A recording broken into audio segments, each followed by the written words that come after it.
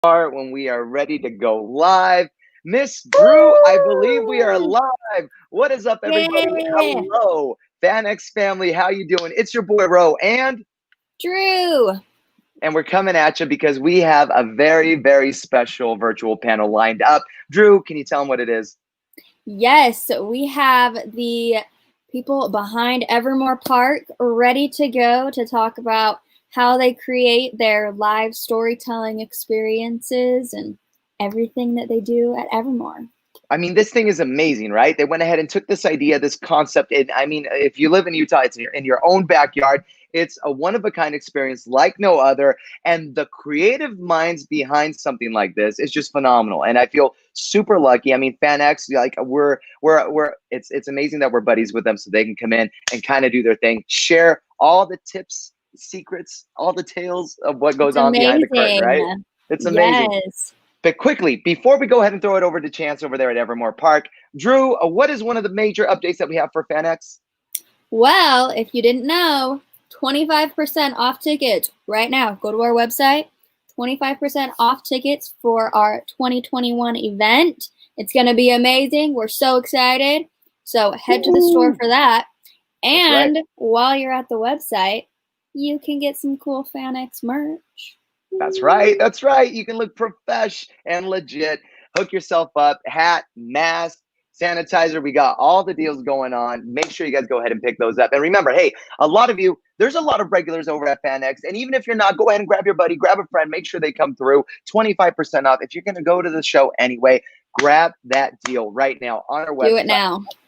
Get some of that merch at the same time. And I know that we've been enjoying these virtual panels. We get a lot of feedback from all of our fans. Drew, are we going to go ahead and do any more of these? So many more, Ro. We have them lined up. We talk about them all day long. Exactly. So if people want to go ahead and be in the know, make sure you subscribe to the newsletter. Make sure you're still following and getting the notifications on our social media channels. But also remember, last time we did a virtual panel, we did a geek trivia game show. That was amazing. A lot of you loved it. It may or may not come back monthly. So be on the lookout for that as well. Without further ado, Miss Drew, tell them what they're about to see. We have Evermore Park. They're going to come in right now and tell you everything about the creation of their awesome experiences and everything that goes into making all the magic happen. Perfect. Ladies and gentlemen, from Evermore Park, we have Chance. What is going on, Chance? Yo, we are going to take a back seat. We're going to go ahead and take a look at this just like the audience, but we're going to let you do your thing. Say hi to everybody, and we'll populate it with all of your friends from Evermore. Sounds great. Hi, everybody. Good to see y'all. And that's a huge shout out to Ro and Drew for even giving us that amazing intro. And the individuals that you're about to meet on my creative internal team. And to give you guys a little bit of background, I myself am the project director here at Evermore Park. And you can't tell by the luscious sign behind me, that's currently where I'm sitting. I mean, hell, we're actually scattered all around the park to keep a little bit of a safe distance while we are doing our best to make magic come to life.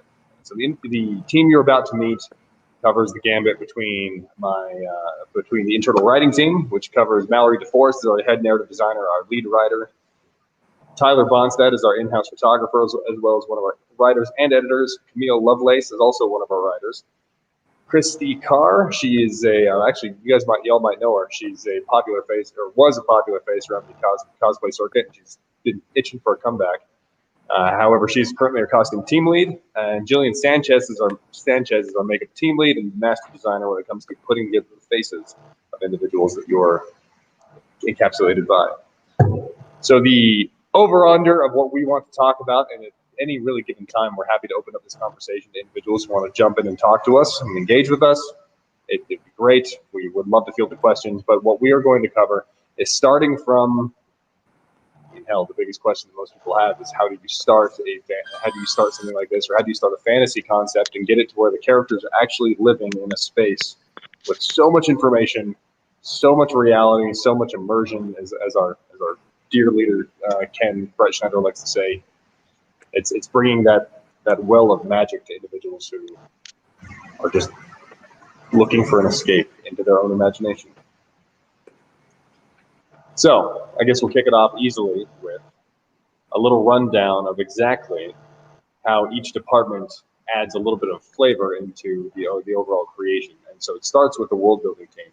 And the world building team, even though we can only have 10 people on this panel at once, we can field it for 6. So I'll cover a little bit of how they knock it out. And the world building team starts out with a universe. As epically climactic as that sounds, it's the best way to start no matter what. Now, a universe, even though as we say it like that, we can get it down to a world, a country, a territory, a city, a town, a house, a room. What is the universe that your entire story is going to live in? And have you found the rules of that universe? The rules of our universe that we start with, ley. Ley is our magical substance that allows people to create magic, blow things up with their mind, or twist reality to their will. It's the consuming force, the arcane, if you will. And it all started with that concept, and we had to develop the entire universe as if ley actually existed. And something Mallory likes to coin quite a bit is that it makes her a little mad that if ley actually existed, this is how the universe would work. After that step, it moves into the creation of those cultures, the creation of those rules of the cultures, the creations of the languages they use, the properties of people. And an interesting thing that we had to use was, how do you make this feel real? And so the entire rules of our universe had to be developed based upon what we as human beings understand as reality, and then spin it into fantasy to then bring it to life. Which actually, after that, I'm going to pitch it over to Mallory, Tyler, and Camille to talk about exactly what writing a character from from a completely fictional world where the rule set is almost completely made up, and how do you ground it in a realistic sense where someone as a human being can walk up and be like, "You're a dwarf. What does that honestly mean to me, and why should I care?" So take it away, you guys. I guess I'll start off with actually, emotions are sort of a universal factor in everything. So there's a lot of what emotion are we bringing, what emotion are we trying to tell, right? And what emotions do we want our audience to be feeling? So, looking at dwarves and stuff, you know, dwarves part are, they can either be gruff or extremely jolly, depending on the universe you're looking at, right? Well, those are 2 emotions that anyone who has another morning coffee knows gruff, and anyone who likes playing around knows jolly. It's there's a certain amount of grounding in universal emotions that we look at, certainly. But then you get into the fun stuff of like, okay, so using what the wonderful world building team has built. So dwarves are from our universe of mythos. And I say universes because we say worlds sometimes, but they really are Earth and Jupiter. We haven't gotten rid of those, right? But mythos is in another place with more planets and stuff, and we happen to have this wonderful way of communicating with this other world, right? So dwarves grow up in mythos. Well, mythos is very jungle-like. Mythos is very lush. Would be huge animals, huge creatures, all that kind of stuff. And so, but dwarves are from probably the more mountainy aspects of that. So how does that affect personality? How does that affect emotion, etc.? It's the beautiful thing of having a framework of, if we know the worlds that they come from, it's a lot easier to set up. Well, if they lived in a small village, that means they don't know certain things about this, and that helps a lot. And so, Mallory, that overhead concept, right? That grounding concept is really how you, Camille, and Tyler start fielding these experiences and these characters, right? And I know that Tyler and Camille are really big propagators of objective and super objective as an overarching concept. And can you guys explain a little bit why using an objective and a super objective for characters is a strong way to lead them through an arc?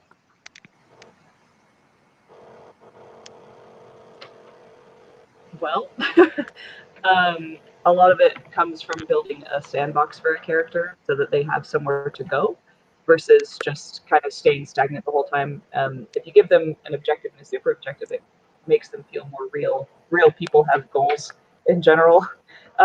So building them that objective and super objective can help flesh out a character and make them feel more like a real person. In terms of having those objectives, when it comes to having an improv park where the characters are trying to push forward a story, but they have to live in this character for 5 hours at a time each night and up to 15 to 20 hours in a week, having that small objective is something that they can push forward themselves, and they can create that storyline and arc with the other characters in the park on their own. Whereas a super objective is something that we as the writers control, and we block them from getting that super objective with an obstacle. We try to make that obstacle be another character in the park so that it can create that tension and those scenes that become the theatrical experience. But we control that one, but we also make sure that our actors have room to take stories and create new stories and arcs that they can feel real and have those intimate experiences with our patrons. So this actually leads into a comment that we did. Oh, here we go. What is the inspiration for the next lore story? The inspiration for the next lore story is actually most of what we're using is actually in the title. Even though we're a little cheeky when it comes to creating a title, which basically means that the hidden concepts of what we like to use are usually hidden in every single word that we build, and nothing is ever used just because. There's always a motivating reason. So, for instance, lore, the Spectre Fair of Avarice. You're going to be meeting a touring group of performers that control fear, and they use it as intent.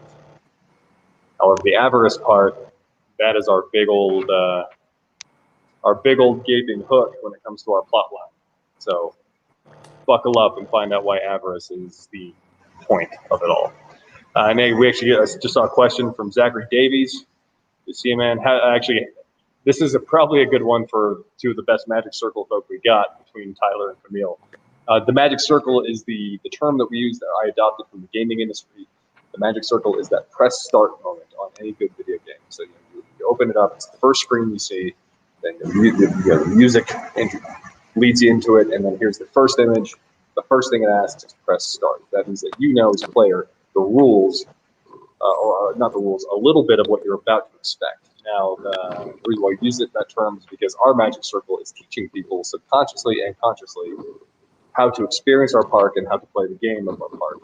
Now, here's a question for Camille and Tyler. How do the actors handle the repetitive conversations? Well, just having those set responses is very helpful. To a certain point, when you are asked the same question, you do come up with your own script, for lack of a better term. Like, where do I find the tavern? Well, it's up the hill, and keep walking, you'll find it. But it's largely just understanding that is a way to introduce that person to Evermore as a whole, not just where do I find the bathroom. Which, lucky for us, Victorian plumbing has come a long ways. When it comes to Don the Curtin. repetitive, Oh, go ahead, Tyler. when it comes to the repetitive conversations, some of the conversations and story beats that we build are designed to be repeated, and some are designed to be one-offs. So you have those objectives and super objectives we talked about. Things like the objective, the one that the actor controls, is something that they can talk about with every single world walker, and send every world walker that they meet, that they develop a connection with. World walkers, what we call our patrons. We can send all of, if my character can send everybody they meet off to a different character to talk about this issue. It's something that I can repeat over and over and over again. But the moment that the writers would release my super objective or write the scene that allows me to overcome or obtain my super objective, that one is designed to be one time. It's something that's bigger. And so different parts of our story are written to be repeated. Question from Don Curtin. Actually, I will happily knock this one out. Have you thought of the possibility of, have you thought of the possibility of using mythology or inspiration from non-European peoples, Asia, Central America, Africa, etc.? The answer to that I could have answered 8 months ago, and that is a blaring yes. However, the release of said information teased it a little bit through Pyra, and oddly enough, no one has dug deep enough to take the hooks and find the information. So that was kind of a fun one. That was our taking the entirety of the Eververse and showing everyone just what we had put together using 71 different cultural mythologies and stories and narratives and the different narrative telling ideas and concepts, and using them to the best of our abilities to tell those and letting them affect the Eververse, and whole realms are designed behind massive core groups of these mythologies. And so I guess you'll have to wait and find out, because Pyra closes on Friday, and if you don't have the opportunity to go dig around a little bit, you might have to wait a little later. Let's see, do the cast have any input in their characters, or is it all created by the amazing writers? This is an interesting question. In fact, I will let Mallory field this one. There is a collaboration process with talking with the actors. We give them objective and superjective and stuff like that, but there's a lot of details that yes, the actors do fill in themselves. And also, we in the casting process, we have a fun thing of, so frequently we go into casting knowing we need 2 new knights and 5 new elves, right? And we get to look at whoever is auditioned and say, okay, these people can conceivably look like elves, but what personality are we getting from them? You know, in the audition process, and even sometimes in the rehearsal process, are they a happy elf? Are they a grumpy elf? Are they, you know, all that kind of stuff. Also, we're very careful about, we don't write a lot of dialogue for our actors, because we're not going to be able to write in their voice. They are being that character, being that person for 6 hours at a time sometimes. I will never be able to master Camille's voice when she plays Dr. Marsh, our local doctor. So I give her bare bones of what we need for a scene, and then she gets to fill in the rest. So there's even just a collaboration on, you know, again, we tell them to a degree of what we need story-wise, and then they are the ones who flesh it out. And sometimes we have to do things of like, your mom's name was Mary because your mom happens to be the queen of the, I don't know, harpies or something, right? But then a lot of the other times it's like, no, you're allowed to pick how many brothers, how many sisters you have, you know, and let them form your character. So yeah, it's a collaborative process, and it's a crazy whirlwind in that way. But we have to try to keep each other as honest as possible, and keep communicating so that we can move story ahead of like, hey, we actually needed you to have a brother because we're now introducing him into Park. So that's kind of a thing. But, yeah. Question from G.A. Brand. Can you talk on how each of the park areas are made distinct from one another? What about the transition from one area to the next? This entire park was Ken Brettschneider's vision, was built from the concept of discovery. And the whole point of that is, as soon as you walk into those front gates and you walk in, you open up this small little town concept. You've got the 2 Barter's Post in front of you, the Kettle Cafe next to you, so these larger buildings that are way out of scope from anything you'd see in your normal day. But immediately as you turn left, there is a sense of wanderlust that you have to see what's just a little further, because as you go a little further, you're introduced to more buildings that have equally as much to look at as everything else you've already seen. Or you can turn left and go to the Fairy Gardens, which 2 of those experiences would be viably different. So the entire concept of the park was built with discovery in mind. And so that transition is something that we lean into as the designers of the show. We try to hang on to that feeling of like, what's over the next hill, what's in that, what's beyond that tree, what's in that gate. It's a very important piece to us. Actually, this is a quick question that I can get everyone involved in. What is each person's favorite guild? I'll start. It has been since Lore 2018. I have been a card-carrying black card hunter since the beginning, and still one today. Camille? I am a Coven initiate, although I haven't been able to rank up. What she means by initiate is that we have a functioning guild. We have a functioning game theory system in place that you can rank up through. Every single guild has 7 ranks that develops a unique culture, a unique game design, and a unique experience, and a unique storytelling allowance for every single guild. Tyler, favorite guild? I'm a cheater, and I'm the jack of all trades, and I'm in all of them. But my favorite would have to be the secret guilds. Aha! That was coy. How about you, Christy? I am also technically a Coven Initiate, though I have not leveled up yet, but I fought to try and get that to be a guild in my World Walker days, so I'm very happy that it is now a thing. Jillian, actually, I'm super curious about this one. Yeah, nobody knows. I haven't really joined any of the guilds and gone through the ranks, but I have always been the most fascinated with the Black Hearts. I just think that they're the most interesting, they're the most fun to spend time with, and their background is complex. So. And they're broody. And they're full of themselves. As a Blackheart, I can honestly say that. Mallory. I have never gotten to World Walk a day in my life, so I have never actually gotten to sit down and actually think about if I joined a guild. But from behind the scenes, knowing functions and stuff, I really like the way that the Rangers operate, actually. They have a really interesting system. I don't know that personality-wise I fit best with the Rangers. It's probably a knight or a Coven member, but I really like the way the Rangers operate in Park. No, they do have the most fun. You know, and here's a good question that we finally get to get. Okay, what's your favorite storyline? So after this one, I'm going to field it up to the Kirsten Manley's question. After I answer this, how do costume designers and makeup artists decide what the character wears and what their face looks like? So we'll after I cover this one, what's your favorite storyline? My favorite storyline we personally have ever told, which I'll send that to the team to see what they think too. But my favorite storyline we have ever was the story of Marzi and Henry Werther. Marzi Werther, if you haven't met her, she's the baker in town. She owns the Copper Confection, our little bakery, little snack sweet shop that we're going to be opening up to live to the public here pretty soon. I can't drop you a date yet, so just take the word soon.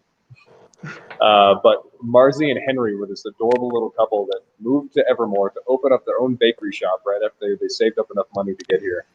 And they just got the garbage end of the stick every which way they could, trying to get this poor thing open. And the actor who played Henry, I wish him all the best in the world, but I hate him a little bit every day for having to get throat surgery because he left us, and I miss him dearly. It's a complicated relationship. Camille, how about you? Favorite storyline? I don't know. I honestly had a lot of fun in Aurora as an actor, so that was a good one. But honestly, my favorite storylines are the ones that come from World Walkers and hearing their experiences. That sounds really goofy, especially coming from one of the writers. But I like hearing the things that happen person to person with World Walkers and actors. Tyler, what do you got? Ooh, tough question. At the moment, my current favorite storyline is Bartholomew and Philip Humphrey. Their dynamic as brothers, and the arc of Philip Humphrey, who is, unbeknownst to a lot of people, was an actual knight of the realm who is about to lose his knighthood. Jillian, as the biggest observer, you got a favorite storyline? I don't know, actually. That's a really hard question to answer. Because you're normally aesthetic deep in most of these. Yeah, so I have the most fun in lore season always, and so last season with the Dark Bloods and all of that was the most fun for me. Well, it is thanks to you and your team that we were able to bring the Darkest Night to life, which is still iconically one of the biggest events we've ever pulled off story-wise. It was insane, makeup-wise. How about you, Christy? I agree. It's a hard one to answer. I think of just impressive-wise, I know our actors were amazing for pulling this off. The big freeze that everybody participated in. Just as an observer of that, I was like, that was a feat to pull off. So I think that was. To clue some of you all in who don't know, might not know the story run. The Darkest Night is what happened with the Dark Blood Plague. The Dark Blood Plague turned a lot of the townsfolk and a lot of people in town into the best way to put it is, a hive mind of controlled. They were infected by a bunch of spores that caused them to grow mushrooms and stuff in their face. and they marched their way into town, and it was just almost chaotic, in like zombie apocalypse pandemonium in the middle of the town. It was insane. The big freeze happened at this last Aurora, and our actors were frozen by our villains at the time, the Frost Lords, Silvani and the fancy hat lad himself, which I can't remember his name. I only remember the nickname he got. Svan Leifer. Thank you, Svan Leifer. Svan Leifer and Sylvie froze everyone in town, and all the actors had to stay in one position between 40 minutes and 48 minutes, depending on where you were in park, and just completely frozen. And we gave them all the instruction: don't freeze in an uncomfortable position. But as one of the a-holes who did freeze in a bad position, no one listened. It was epic. It was a great play. It was a great logistic play. And now the person I want to ask, because she's the living archive of the park, Mallory, what is your favorite storyline that we've ever run? Oh boy, that is a. Oh, I'm glitchy, aren't I? No, we got you. Am I in? Have you got me? Cool. Wow. So I was just thinking. So, I play the historian in park, so I get to know a lot, and a lot of my favorite stuff happened. We have this thing called the Evermore spirit, as we call it. And some of the most magical things that happen to me in park are things that are responses that people have improv'd in the moment that have been confirmed without anyone having to actually confirm them with each other. And that sounds way more, that was a really weird abstract way of saying that. But what happened is sometimes is that someone asks the question of the history of a specific spot. And sometimes as the historian, I have made up a story about it because as a writer, I get to do that. And then someone else has confirmed a part of that story with the same world walker later without knowing that I made it up. And so all of a sudden, the story behind this thing is now real and true and canon because Evermore Spirit has willed it to be so. And something I like during the... And she's gone. Okay. We may finish that story a little later on. Let's see. There it is. How do the costume designers and makeup artists decide what characters wear, what their face looks like? So Christy, Jillian? the apocalypse was a really a fun one. Never mind. There became this thing of we told certain actors that they were going to get infected during the day of the apocalypse, and during that time, world walkers started getting really concerned about which ones were being infected and which ones were not being infected. And so they arranged a group of everybody who had not yet eaten a pie. Half of them were supposed to eat a pie the next day, but they arranged them all to come together and start this sort of secret underground thing of trying not to get eaten by pies. And so the actors came back and told us about the fact that the world walkers had created these secret meetings of these people, and we ran with it. And it became this whole big thing of everyone having to pretend they were pied even when they weren't, which is, a whole nother level of acting of the actors are also acting like they've been pied, mind-controlled pie that made them very happy. It was a Christmas time storyline. Pretty funny. I really like that one. I like a lot of the secret stuff that we're actually just starting to do, some of the big universe concepts that are coming. People are starting to dig and discover some of those things, particularly having to do with our fates and our chaos, the Tripaliers. There's some interesting stuff behind some of their things and sort of our guardians and things. And then also, I'm actually really excited for In Park for this coming Saturday, where we have a special event kind of thing happening. And I'm extremely excited about that and how that works out. So, I mean, if Chance wants to talk more about that, I will let him. But yeah, I'm pretty excited about that too.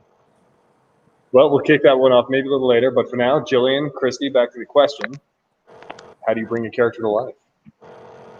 Go ahead, Christy. Okay.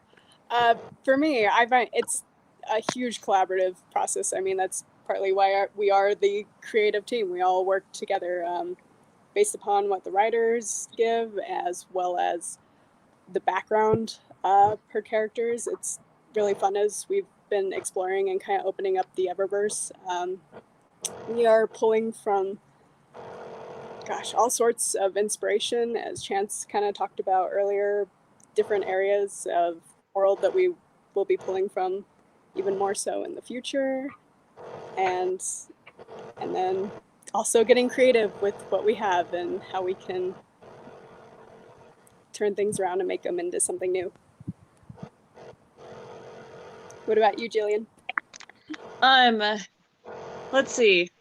It depends. So usually for me, if I'm designing a new character, I'm going to look at this as, okay, well, where did they come from? What's their story? What do we know about them so far?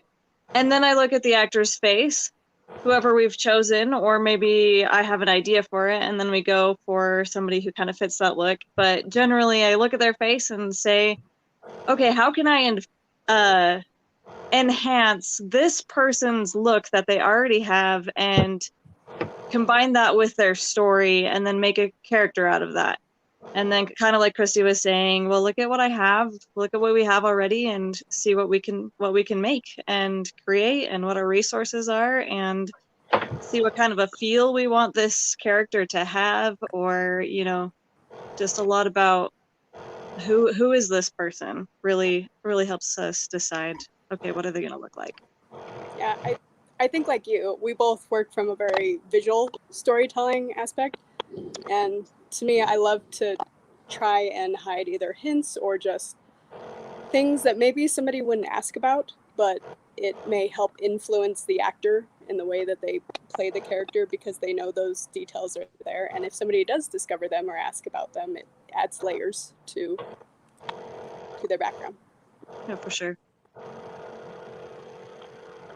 Which takes me to which actually leads me to what would then happen next, which is the actual experience inside the park. So after we have written, designed, built, and dressed, and aesthetically made up the characters that we need to launch, then it gets into the experience that world walkers and you as guests would come into and experience. I saw one earlier. There's our storyline playing to something much bigger, and that is a huge it does. Eddie Van Orden, I'm glad you love the handsome goblin, because one of our designers, Logan Long, racked his brain on how to make a handsome goblin, and we all think he succeeded. But the experience on site brings up the engagement, right? The engagement of all the experience, that living, breathing magic that everyone who's ever been here has ever felt. It's you walk in and you allow yourself to take down, I guess, the pride of not being willing to play. That's probably the best way to put it. We do our best to subconsciously break that wall down for you, but there is still probably, even if you go through all the steps that we've given you to do it, there's still an ask a little bit of, please enjoy our experience. And if you don't allow yourself to try and enjoy it, then the magic is missed on you and you're missing out.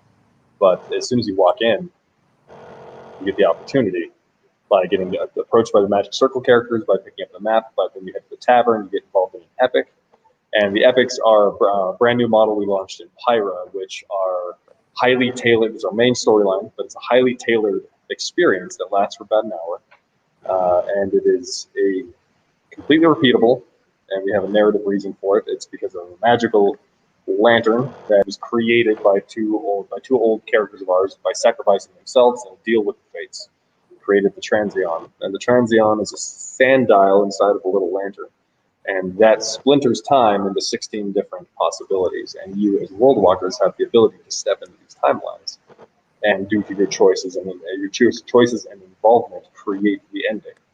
And based upon the majority outcome of those 16 timelines, the Transion effect ends, slams them together, and that becomes our canonical storyline. And that gives us more time to create much more epic feeling experiences, deeper immersion possibilities, deeper gameplay possibilities. And Spencer Milburn said it too. Chronomancy, that's pretty much what it is. I'm seeing what are the days Evermore's open for lore. I want to go as many times as possible and experience this story. Well, I'm glad you do, because we'd love to have you. But it opens up September 11th and it runs until November 7th. Yes. I'm going to say yes. November 7th. But then we're open. Currently, we're open Friday, Saturday throughout September until towards the end of September. After a party we have coming up in the middle of September, known as the Wizards, Warlocks, and Witches Party. It is an entirely magical themed experience that we're centering around the fall equinox, fall equinox. So it's going to be right on that same weekend, and it's going to be it's going to all magic themed all the time. It's going to be a little more like the Coven takes over the town, and it becomes a Coven holiday kind of concept. So that's something to look out for. But after that, it's going to increase the nights that we're open, and then we're going to get into the very, very, very, very, very, very spooky season. Let's see. Oh, I'm glad you enjoyed the Red Sun Epic. Have there been any decisions made by World Walkers in the epics that have been surprising, or do you guys plan for any and all possible scenarios? This is an interesting question. There's always curveballs that we see coming. However, we have mechanics in place in order to hit them. Sometimes some of those mechanics are like, well, that was weird. Oh well, wipe it clean. But most of the time, especially after we got better at it, because the first couple epics we were still learning how to do it. We were trying two very polar opposite concepts to see where we needed to land. But at this point, we've got it down to the point where we can pretty much manipulate the World Walkers to make decisions that either not that we want to see, but we can pretty much guesstimate what will happen with any predictability, if that makes sense. The whole point is incentivizing people to do something, and then you have more control over the choices they make, as opposed to saying, here's a problem, you go ahead and solve it. You say, here's a problem, this is how we're going to fix it, get creative. And so by asking that, people then, we can have a little more control over how people think. I guess is the best way to put that.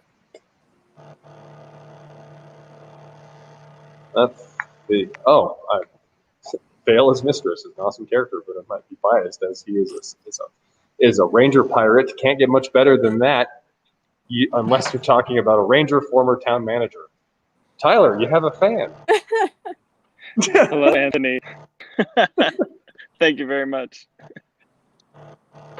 Yeah, we're all pretty big fans of Tyler as a human being. I mean, if you've never had the opportunity to meet Tyler as a human being, you're gracefully missing a big part of your life. There's just a large chunk that's missing that Tyler's supposed to fill. What about steampunk elements in the park, and thoughts about including retro, non-Victorian sci-fi themes in the future? So sci-fi is probably one of the broadest terms anyone can throw at a genre. So steampunk, yes, we already have a history of steampunk in the past, and we have a grounded themology in steampunk as well that we plan on always bringing back. In fact, one of our realms, Far Rust, is designed entirely with a baseline mythology of Anglican ascent and descent into hell, as well as the entire thing is a massive armillary sphere. So a bunch of steampunk designers and inventors were like, I want to build a world. That's what Far Rust turned into. And so there's definitely a lot of precedence for steampunk to be grounded quite a bit, especially in the future coming up when we have a little more, get to play a little bit more with Far Rust. What are some of the seasonal challenges of costuming and makeup, and how do you get around that? Christy, Jillian? Out of just practicality, weather can be a killer, especially in summer and winter. And we either gotta have people layer up like crazy underneath for winter, or not so much for summer. And seasonally, I guess just the aesthetics and keeping some familiarity, bringing back some of the old, but also trying to find a way to make it new so that it doesn't feel just like a repeat. I don't know if that makes sense at all, but yeah, what about you, Jillian? Let's see, makeup challenges seasonally. I would say for sure the weather, like you said, because we're an outdoor park. That can create a big challenge, especially in the summer with the prosthetics that we use. So being able to apply a prosthetic to an actor who's not just going to immediately sweat it off, it gets a little tricky. trying to find out what makeup is going to stay. For example, any character who might be underwater, you know, testing out the makeup, doing a whole lot of testing to see how it's going to work out. Another big challenge is definitely just time frames, you know, things changing, story changing, being able to prepare quickly, working quickly to make a sculpt and a new prosthetic and running those and making enough of them fast enough, I guess. So, gang, it looks like we've got a 5-minute warning standing, which means if you guys have any blaring questions, we'll try to hit I'll try to pick out a few. Let's see. Will the epics continue into lore, or will the park return to total story version? The concept of the epics will always exist moving forward until further notice. As you see. Let's see. I saw the moderator pick one. Let's see. Are we going to see Tip Top again? I will say you're going to see a version someday, somehow. Let's see. What are your favorite Evermore villain? We're going to rifle this through. My favorite villain personally was Maxwell Morgan. Camille? Frost Lords. Tyler? Maxwell. Mallory? Faking. Jillian? Definitely Maxwell. Christy? I feel unoriginal. Maxwell. Oh, let's see. Tell us about the Saturday party. So the Saturday party is going to be a good time. We're running a big cosplay contest. It's currently set up. We're sending out the emails for confirmations today. For final adjudication, we've got four acts booked, including Rally the Band, Death and All His Friends. Lanny and Turner are coming back to do a spot, and we're currently looking to a fourth spot, which we're pinned down before I make any promises. Also, we've got a fun little show that we have prepared ourselves, which for any of you who know what a road to is a storytelling aspect where two individuals are forced together in a position, normally not too friendly, but it's an entire musical experience, and it's going to teach us a little bit about Iran and his problems by the help of Prince Forland and a few other familiar faces, all while riding the train. Let's see. Do you guys believe in rewriting, challenging the norm of mythical races, like the myths we know in our world necessarily for the truth, or do mythical races differ from world to world? Are there different kinds of elves in different worlds, or do elves come from mythos? So, Natasha Shirley, this is about a 20-minute answer, and we don't have the time. I will basically just say sure, which is the best way to say yeah, we do. We spend most of our time thinking about how we can break the mold, recreate something new, something interesting, something formal, something informal, something custom, something creative, something matte, and all of the time keeping it all in the same Eververse. Trust me, we spent 9 months building this. It's a lot, but yeah, we've thought about it. Yeah, and you know what, you guys, we're walking into 2 minutes, so if you guys have any last questions, comments, or concerns, we're happy to talk about it. If not, I will go into my outro. Don't forget, we're doing a cosplay contest Saturday. Did you mention that? Yeah. I heard that. And it is with our lovely friends here at FanX. We're co-partnering the event, co-sponsoring the event. So we wanted to give you guys a way to come share that cosplay love that we know that we all have. I mean, Christy's gone pro. Camille does a bunch of cosplay. Jillian has plenty going on. So we would love to see you all come out to the park and dress to the nines. That is amazing. Chance, I got to get in the mix. I've been watching from the audience seats over here. I love it. I love it. I love it. But here's my thing. Can you sum up the magic and the awesomeness that you've been chatting about? I have a lot of friends. Originally, I'm from California. I have a lot of friends that I've been chatting with, and they're like, Evermore, you got to check it out. They're like, what is Evermore? I'm like, how much time do you have? Because there's just so much. Like, all right, hang on. For all of our outside of Utah friends that don't know what Evermore is, how do you describe it? Okay, I've got 2 versions of the elevator pitch. One version is like, so what's Evermore? And I have to return them with a question of, have you ever wanted to go on an adventure with Gandalf? Yes. And then they're like, yeah? Cool, come check it out. Or the other side is, so what's Evermore? What do you do at Evermore? Mm-hmm. What I then tell them is, how about you come willing to let go? Gotcha. Just like I'm willing to let go and just come get wrapped into the magic. Come with a character, come with a name, and come with a backstory you're willing to share. Gotcha. I love that answer. And when you do that, when you go ahead and tell them that, do you change into this at all? No, maybe. If they get you a little bit mad, do just flames come out of the eyes? I'm just saying. I think the writers' room and their internal team has seen flames come off me before, but probably not that viscerally. Not the filter version, but the real. Okay, gotcha. Yeah. Yo, Chance and team, you guys are amazing. Thanks so much for giving us a sneak peek into this. I mean, honestly, there's so much, and every answer like evolves into another question, because the world of Evermore is just like there's just no stopping. There's no stopping you. And every time I keep thinking, okay, they've probably gone through enough. They probably are done right by now. They're probably gonna recycle some stuff.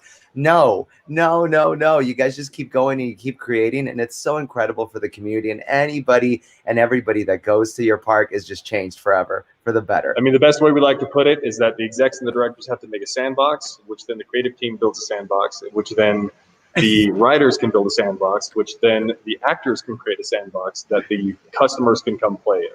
I love it. It's incredible and amazing. I thank you on behalf of all the FanX fans. Hey, one more time, a chance, if we want to check out Evermore, particularly this weekend, what's going on? Tell us where we can get tickets. What's going to be happening? All right, Friday night, it's our season finale for Pyro, so we'll only be running 2 epics, which means that the rest of the story bleeds into the midfield. Midfield is the rest of the park, so get ready for a lot of wrap up. And Saturday's our big FanX cosplay end of Pyro season bash. So that's going to be a bunch of bands, plenty of music, plenty of entertainment, all of that delicious food that our new executive chef Michael has been whipping up all season, and finally a little train show to have a little fun with, and plenty of cosplay, plenty of brand new cosplayers trying to get into the mix to bust out into our first show. Exactly. It's because so many cosplayers have been working on their stuff and everything. Now they have an outlet to go ahead and show everybody what they've been working on. And ladies and gentlemen, he mentioned it before, churro donuts. That's a thing, right? That's a thing. Oh, churro donuts. You need to be emotionally prepared to eat that dessert. I'm just saying, I know a guy by the name of Chris. He's done a churro challenge before or something at a place called Disney or whatever. I'm going to tell him about it. Maybe he comes and does a churro challenge over there at your guys' end. But I love it. Appreciate it. Last words, Chance, go ahead and take it away. Do your thing. Okay. I'll go ahead and be chilling. So evermore.com/tickets if you guys want to come see us on Friday or either Saturday. Also, the lore tickets will be going up pretty soon if they're not already up, which I don't think they are, but they should be going up very soon if we're finalizing some last details. Also, this is a little hat in hand. However, we love our community. We love everyone who's willing to come see us. We have just put up a GoFundMe sponsorship to help build out some of the sections of the park that we need a little help finishing, because currently right now, COVID's been a little bit of a struggle, as I know FanX felt it. We felt it, but we want to finish this beautiful space and give an opportunity to everyone that we can keep giving an opportunity to. And so any $5, $10, anything's fantastic, because all of it is going to be being put towards the projects of Evermore Realms, the card game that we're still working on and producing, 5e compatible modules, brand new series of merchandise, brand new experiences in the park, brand new costuming effects, brand new makeuping effects, brand new characters in the park, and the buildings that are finally going to be formalized and finished. That's awesome. That's incredible. Yeah. And one more time, this isn't a big, gigantic corporation that came in to build this, right? This is a local thing, right? Yeah. Yep. So if you want to go ahead and support local, you want to go ahead and support your local artists and your support local teams, everything else like that. FanX is local, Evermore's local. We need to go ahead and help each other out, right? So everybody support each other. And who knows? Hey, maybe if I kind of bribe Chance a little bit, maybe my name could be just like etched onto one of those bricks as they go ahead and build them on. That way, I could literally carve it into the desk I'm sitting in right now. Hey, see, there's an idea. I'm just saying. Much appreciated. Thank you, Camille. Thank you, Christy, Jillian, Tyler. Tyler, apparently I need you more in my life. Mallory, yes, I appreciate you and everybody else at Evermore, from the fans over at FanX. Thank you so much for sharing all of that valuable information with us. And FanX fans, hey, take care. Remember, 25% off all FanX tickets to 2021. And if you can't wait that long, make sure you go ahead and party with our friends on August 29th over at Evermore. Visit their website for more details. Till then, we'll see you guys later. Peace. See you guys. Bye.